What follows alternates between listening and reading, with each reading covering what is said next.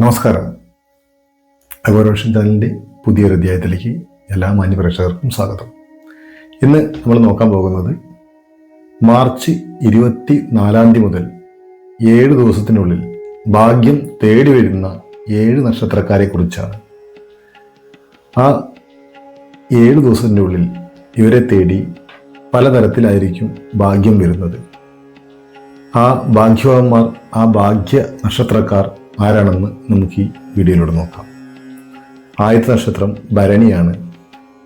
പൂയ നക്ഷത്രമാണ് അടുത്ത നക്ഷത്രം മഘമാണ്. അത് കഴിഞ്ഞാൽ ചിത്തിരയാണ്. ചിത്തിര കഴിഞ്ഞാൽ പൂരാടമാണ്. പൂരാടം കഴിഞ്ഞാൽ ചതയമാണ്. ചതയം പിന്നീട് ഉത്രട്ടാതിയാണ്. അപ്പോൾ ഈ 7 നക്ഷത്രക്കാരെ കുറിച്ചാണ് ഇന്നത്തെ വീഡിയോ. കൂടുതലായി അറിയാൻ അഗോരവിഷൻ ചാനൽ യൂട്യൂബിലുണ്ട്, കയറി കാണുക. നന്ദി, നമസ്കാരം.